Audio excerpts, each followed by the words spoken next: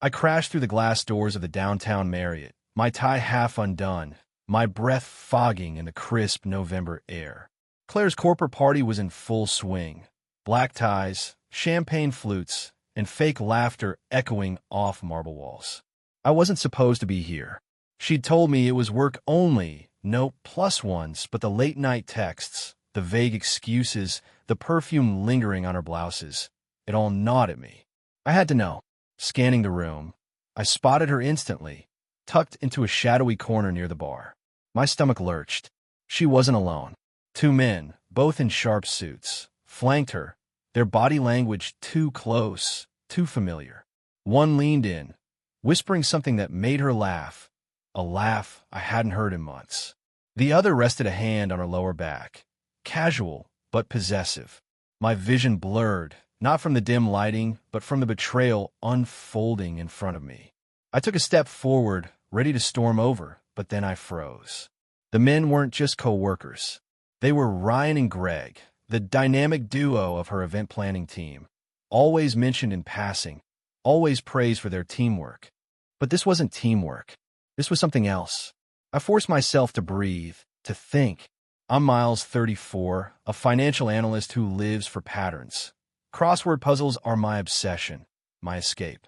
And right now, every instinct screamed that this was a puzzle I needed to solve. But as I watched, Ryan slipped his hand around her waist, and Greg mirrored the gesture on the other side, their fingers brushing. Claire didn't flinch. She leaned into it. My chest tightened, a cocktail of rage and confusion swirling inside me. Therefore, I decided to play it smart, not storm in like some jealous fool. I needed answers, not a scene. Slipping behind a pillar, I watched as Claire excused herself, heading toward the restrooms. The men lingered, their heads close, their whispers urgent. That's when I heard it, a snippet of their conversation, sharp and damning. She's perfect. No one suspects a thing. I ducked behind the pillar, my pulse hammering in my ears. Perfect? Suspects? The words ricocheted through my mind, each one a clue in a crossword I didn't yet understand. I've always been paranoid. Claire used to tease me about it, laughing at how I'd double-check locks or analyze her grocery list for hidden patterns. But this wasn't paranoia. This was real. For months, her excuses had piled up. Late nights at the office, weekend, team-building retreats, and those trips to the dry cleaners for stains she couldn't explain. I'd ignored it, told myself I was overthinking. But now, watching her with Ryan and Greg, I couldn't ignore the truth staring me in the face. She was hiding something big. I glanced back at the men, trying to piece it together. Ryan, tall and slick, was the type who'd charm a room without trying. Greg, shorter, quieter, had a sharpness in his eyes that unsettled me. They were close, too close, but not with Claire. With each other. Their hands brushed as they spoke, an intimacy that wasn't staged. It hit me like a punch. They weren't rivals for her affection. They were a couple. But then why was Claire in the middle? My mind raced, filling in blanks with possibilities I didn't want to consider. I'm not a detective, but my crossword obsession has taught me one thing. Every clue leads somewhere, and every lie has a pattern. I needed to confront her, but not here, not like this. Therefore, I decided to observe, to gather more pieces before making my move. Claire emerged from the restroom, smoothing her dress, her smile rehearsed. She rejoined them, and I noticed how Ryan's hand returned to her waist, but Greg's lingered on Ryan's arm, a triangle of secrets I couldn't yet decode. That's when I saw her glance around, her eyes narrowing, as if sensing someone watching. My heart stopped. Had she seen me? I stepped back, blending into the crowd, but then Greg said something that made her freeze, her face paling. "We need to move faster," he whispered, loud enough for me to catch. "The numbers don't lie." Numbers? What numbers? I retreated to the bar, pretending to order a drink, my mind spinning. Numbers? The word clung to me, sharp and insistent, like a crossword clue begging to be solved. As a financial analyst, numbers are my language. Budgets, projections, discrepancies. Was this about work? Claire's job as an event planner involved budgets, sure, but nothing that should involve whispers and shadows. I watched her across the room, trying to stay calm, to act normal. She was laughing again, her hand on Ryan's arm, but her eyes darted around, wary. I needed to confront her, to demand answers, but charging in blind would only push her further into their web. Therefore, I decided to test the waters, to approach her casually, as if I'd just shown up for fun. I straightened my tie, took a deep breath, and walked over, forcing a smile. "Miles!" Claire's voice was sharp, her eyes wide with surprise. Or was it fear? "What are you doing here?" "Thought I'd surprise you," I said, keeping my tone light, my gaze flicking to Ryan and Greg. "You must be the famous duo. Claire talks about you all the time." They exchanged a glance, quick but loaded, before Ryan extended a hand, his smile too smooth. "Good to meet you, man. Claire's our star player." Greg nodded, his handshake firmer, his eyes colder. "Yeah, she keeps us in line." Claire laughed, but it was brittle, forced. "You should have told me, Miles. This is awkward." "Awkward?" That's all she had. But before I could press, Ryan cut in, steering the conversation to safe ground. Work, the party, the open bar. I played along, watching their dynamic, noting how Claire avoided my gaze, how Greg's hand rested on Ryan's shoulder, possessive, protective. Therefore, I decided to push a little to see how she'd react. "So, what's this big project you're all working on?" Claire's been so secretive lately. Her smile froze, and Greg's grip on Ryan's shoulder tightened, just for a second. "Oh, just the usual chaos," Claire said too quickly. But then, as if on cue, Ryan's phone buzzed, and he excused himself, whispering something to Greg. "We need to handle this," Greg said, and they vanished into the crowd, leaving Claire and me alone, or so I thought. Claire grabbed my arm, her nails digging in, her voice low and urgent. "You shouldn't have come, Miles. This is my work, my space. You're embarrassing me." Embarrassing her? The hypocrisy burned, but I kept my cool, my crossword brain kicking into gear, every word, every gesture a clue. "I just want to see you shine," I said, my tone syrupy, testing her. She softened, but only slightly, her eyes still darting to where Ryan and Greg had disappeared. "Let's talk later, okay? I need to mingle." She turned to go, but I followed, keeping my distance, watching as she slipped into the restroom. Therefore, I decided to take a risk, to dig deeper while she was gone. I lingered near the hallway where Ryan and Greg had vanished, their voices drifting through a cracked door. "She's perfect," Ryan was saying, his tone smug. "No one suspects a thing, especially not him." Him? Me? My blood ran cold, but I pressed closer, straining to hear. "She's more than just a third," Greg added, his voice lower, sharper. "She's our cover, our ticket out. But we need to be careful." He's not dumb. "A third? Cover?" The words hit me like a freight train, pieces of the puzzle snapping into place. Ryan and Greg weren't just co-workers. They were a couple, and Claire was their alibi? Their accomplice? My mind reeled, conjuring images I didn't want to see, scenarios I couldn't unthink. But then the door swung open, and I ducked into an alcove, my heart pounding. They stepped out, their faces tense, their steps quick. Therefore, I decided to follow, to see where this rabbit hole led. I trailed them to a service elevator, watching as they punched in a code, 7-3-9-1. The doors closed, and I was left standing there, my mind racing. What were they hiding? And how deep was Claire in this? I turned back, intending to confront her, but then I saw her emerging from the restroom, her phone pressed to her ear, her voice a hushed hiss. "No, he's here. We need to move faster." "Move faster? On what?" I retreated to the bar again, my hands trembling as I ordered a soda, pretending to be just another bored guest. Claire's words echoed in my head. Move faster. Faster on what? My crossword obsession kicked in, urging me to find the pattern, to connect the dots. I thought back to our 6 years of marriage, how Claire had always been ambitious, climbing the corporate ladder with a ferocity I admired. She'd started as a junior planner, organizing small office parties, but now she was handling multi-million-dollar events, rubbing elbows with CEOs. I'd been proud, supportive, even when her late nights stretched into weekends, even when her stories didn't quite add up. I'd solve crosswords for her birthdays, weaving clues about our life, our first date, our honeymoon, our dreams. But now, those memories felt tainted, part of a puzzle I'd misread. Was her ambition just a mask for something darker? But then, as I sipped my soda, a new thought struck me, sharp and unwelcome. Ryan and Greg had called her their cover. Cover for what? Their relationship? Or something bigger? I glanced across the room, watching as Claire rejoined the party, her smile back in place, her mask flawless. Therefore, I decided to dig deeper, to use my analytical skills not just to solve puzzles, but to unravel her lies. I needed evidence, not assumptions. I slipped my phone out, pretending to check emails, but instead opened a tracking app I'd installed months ago. Paranoia, she'd called it, when I'd asked her to share her location just in case.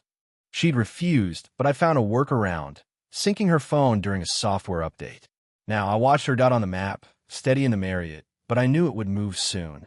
But then, as I pocketed my phone, I noticed something. Claire wasn't mingling.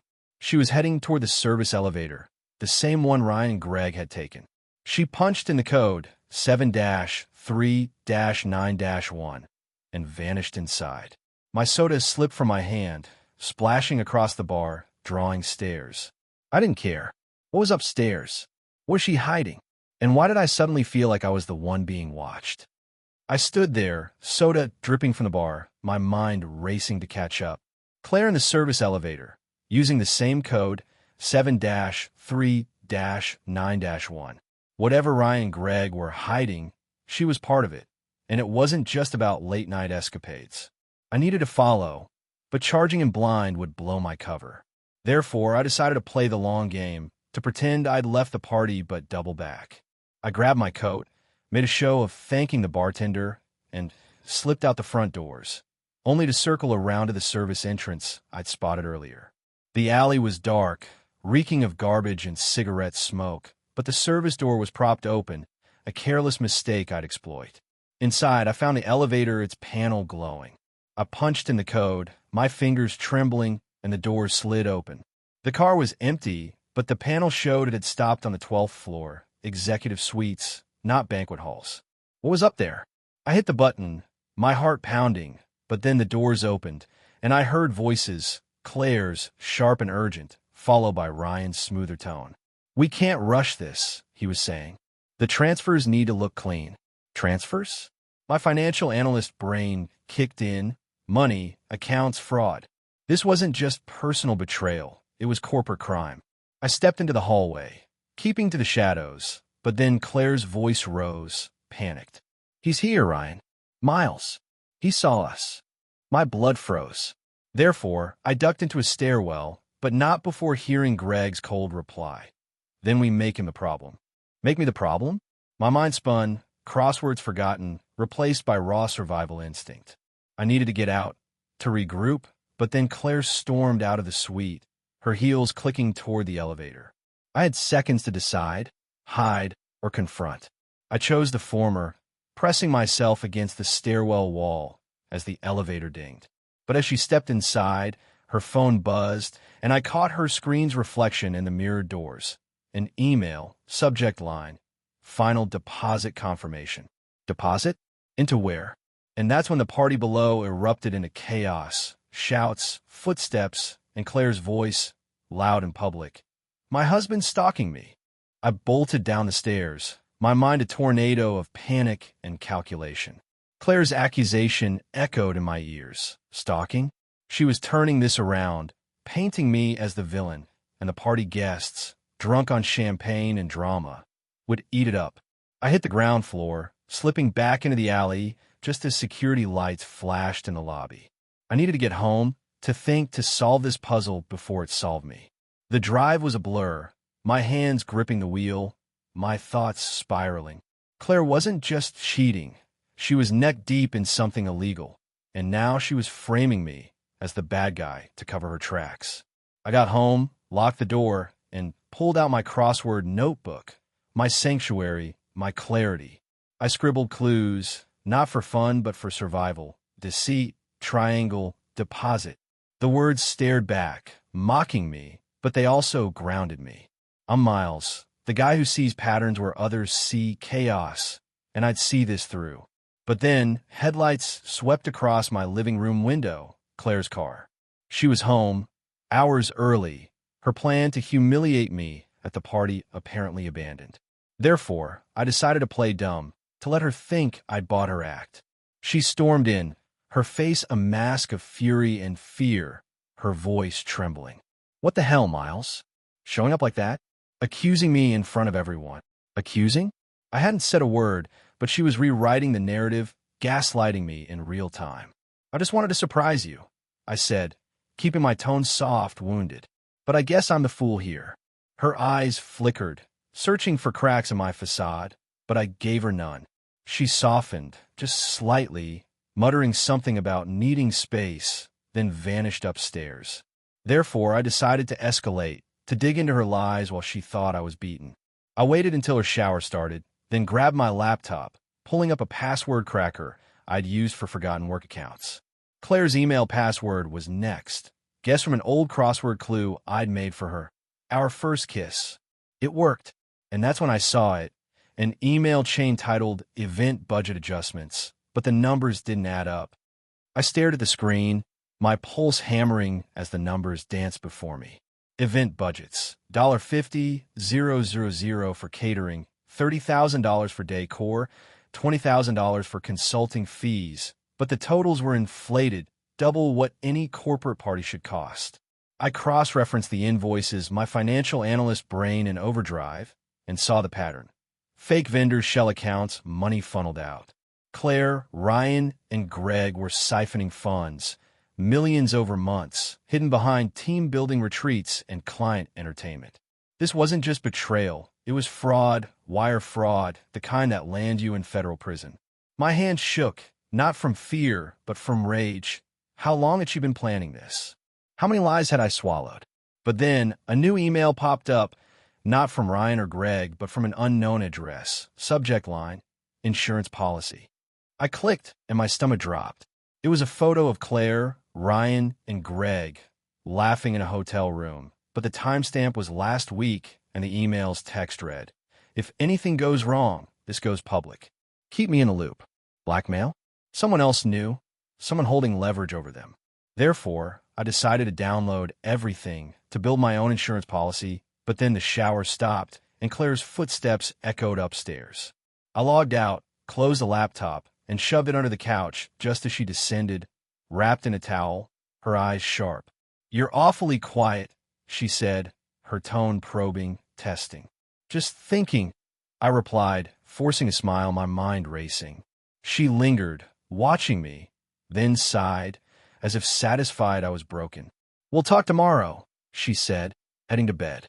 But then, as I sat there, pretending to watch TV, my phone buzzed, a notification from the tracking app. Claire's that was moving, not upstairs but outside, heading downtown. She'd snuck out, thinking I wouldn't notice. Therefore, I decided to follow, grabbing my keys, my anger now a cold, calculated thing.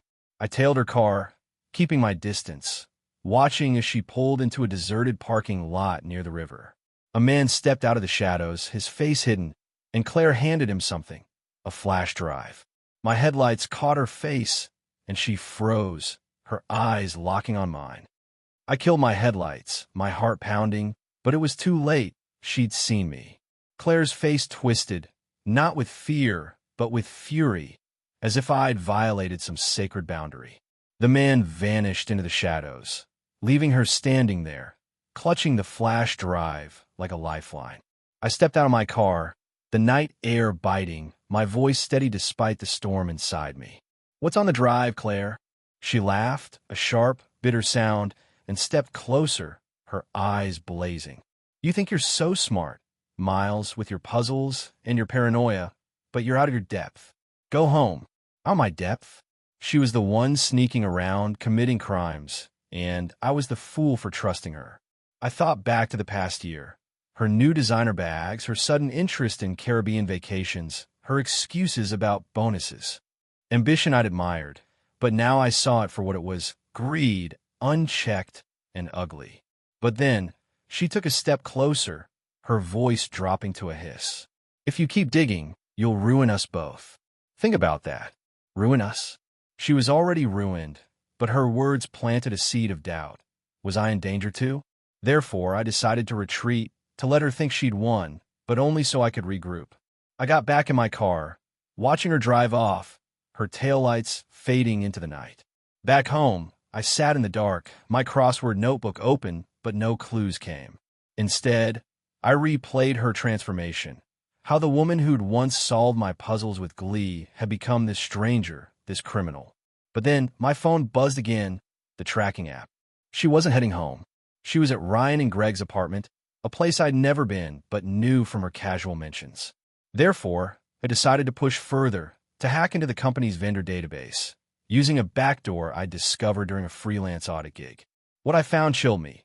Claire wasn't just skimming funds, she was funneling them to offshore accounts, with Ryan and Greg listed as consultants. But then, a new email notification flashed, an internal memo, CC to Claire, warning of an upcoming audit. And that's when I heard her key in the lock. I slammed my laptop shut, shoving it under a pile of magazines as Claire stormed in, her face a mask of barely contained panic. "We need to talk," she said, her voice sharp, her eyes darting around the room, as if searching for evidence of my betrayal. The irony wasn't lost on me. She was the one sneaking out, meeting shady men, stealing millions, and yet here she was, acting like I was the problem. "About what?" I asked, keeping my tone neutral, my crossword brain kicking in, every word a clue, every pause a reveal. She paced, her hands twisting, then stopped, fixing me with a stare that could have cut glass. "You following me, Miles? It stops now. You're paranoid, and it's going to ruin everything." Everything? Her marriage, or her scheme? But then, she softened, her voice dropping, almost pleading.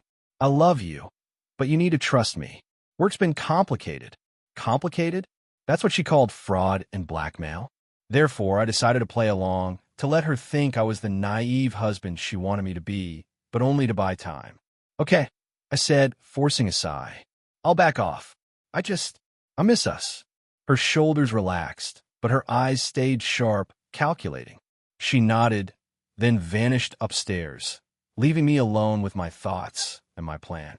Therefore, I decided to follow her dot again, to see where this complicated work took her next.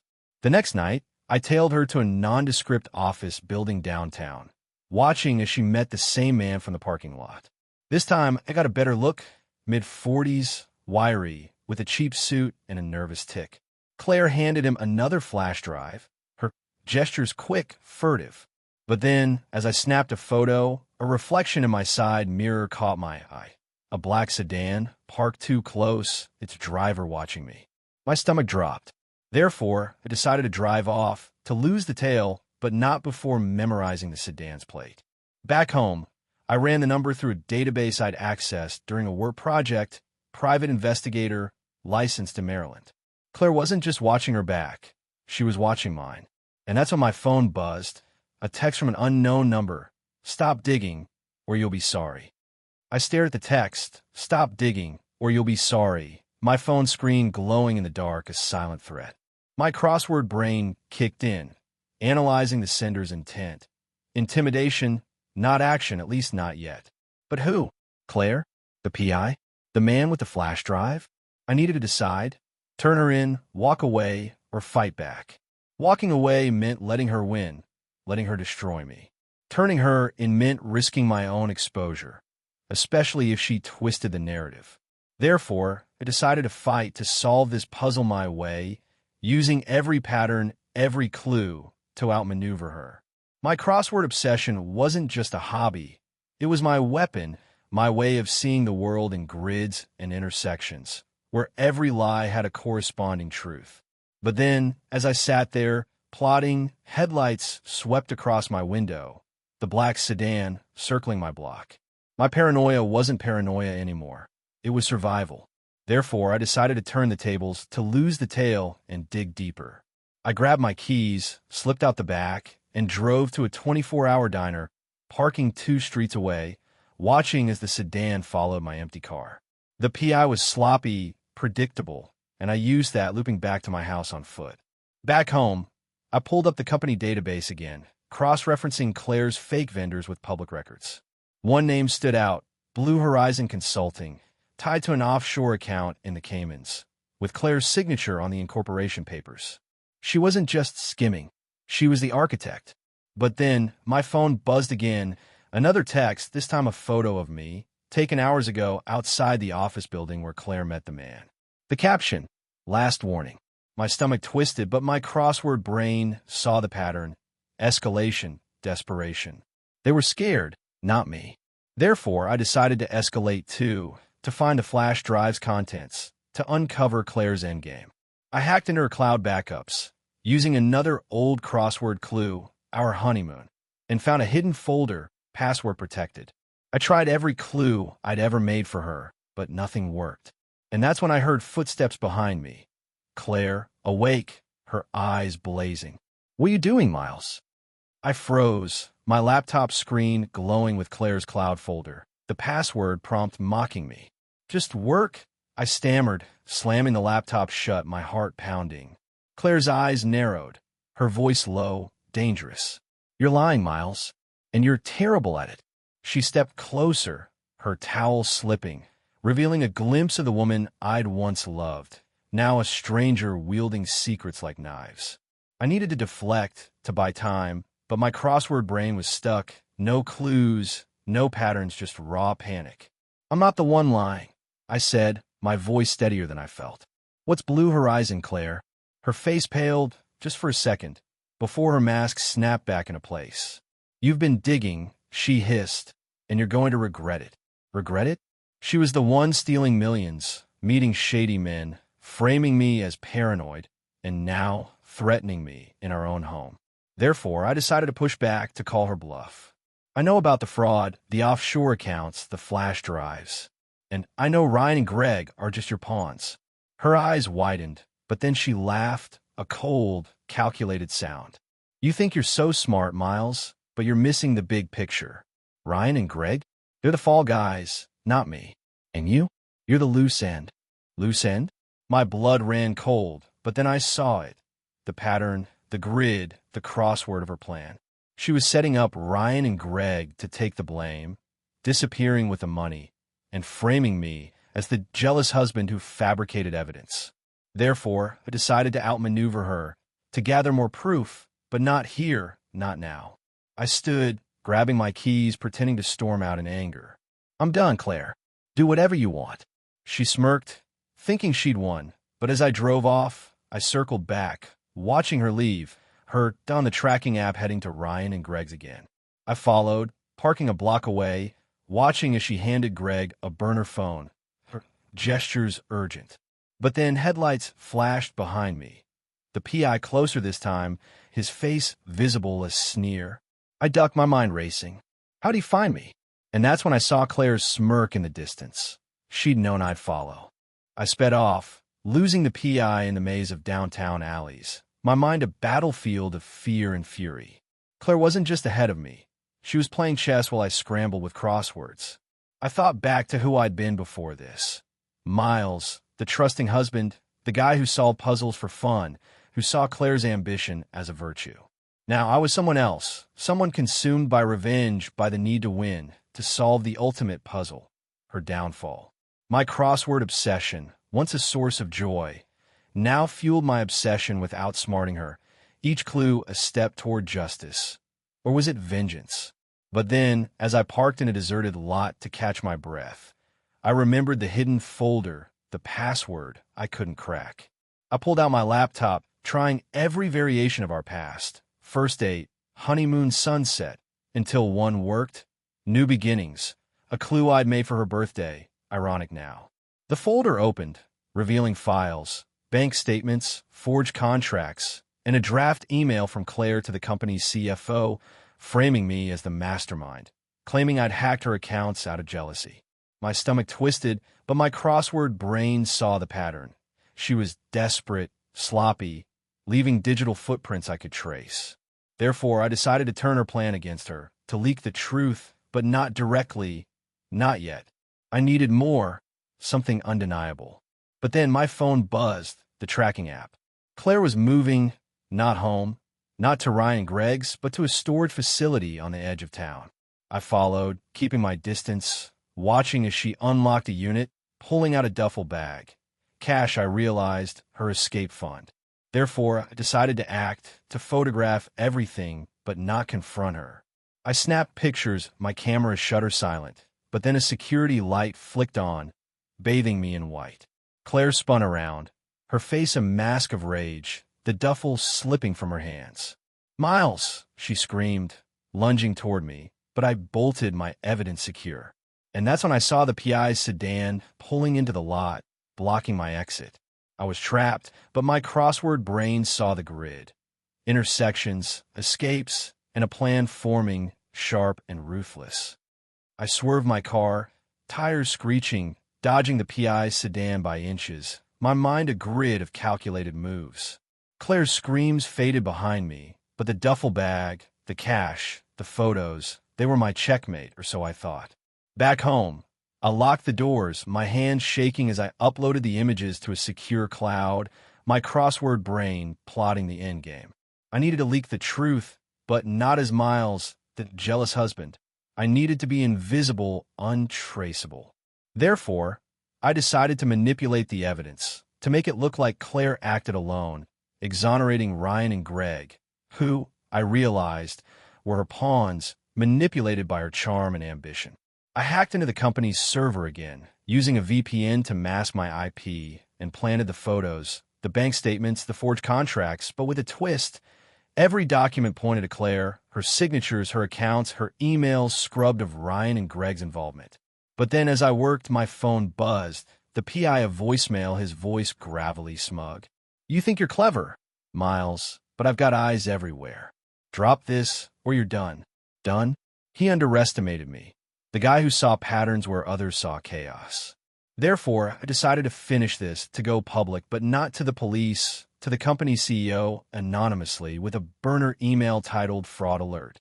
I sent the files, watching the delivered notification, my heart pounding. But then, I took it further.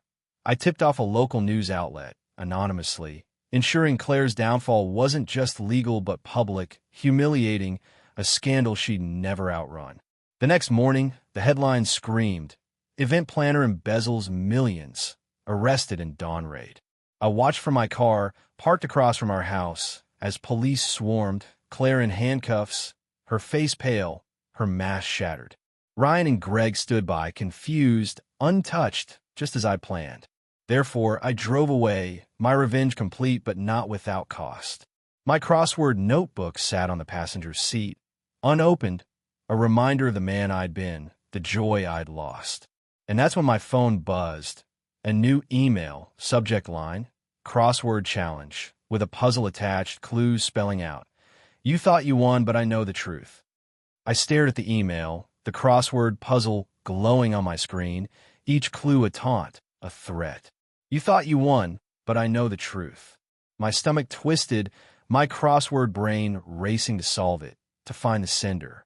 The clues were personal, first date venue, honeymoon island, but twisted, dark, ending with "your lie." I solved it, the grid spelling out, "Greg knows." Greg? Not Claire, not the PI, but Greg, the quiet one, the sharp-eyed pawn I'd spared. He knew I'd manipulated the evidence, knew I'd framed Claire alone, and now he held the power to undo me. I thought back to the party, to his cold gaze, his possessive grip on Ryan, and realized I'd underestimated him, saw him as a victim, not a player. Therefore, I decided to confront him, to solve this final puzzle, but not recklessly. I needed leverage, a new grid, a new plan. But then, as I sat there, plotting, my laptop pinged. A news update, Claire's mugshot, her eyes hollow, her career, her life destroyed. I'd won, but at what cost? I looked at my crossword notebook, its pages once filled with love, now blank, a symbol of my transformation. From trusting husband to ruthless avenger, a man who saw patterns but lost himself in them. My revenge was extreme, believable, but it left me hollow, questioning my own morality, my own truth. Therefore, I decided to vanish, to start over, but not before solving Greg's puzzle, not before ensuring my own escape. I drove to a new city, a new life, my crossword obsession now a burden, not a joy. But as I unpacked, a new email arrived, no subject, just a single line. Checkmate, Miles. See you soon. Greg or someone else. The puzzle wasn't over, and neither was I. I opened my notebook, sketching a new grid, a new plan, a new beginning, or an end. And that's where I leave you, wondering if justice was served or if I became the villain in my own story. What would you have done? Thank you for tuning in to Tori's story. We appreciate every single one of you. We'd love to know what part of the world are you watching from right now. Let us know in the comments.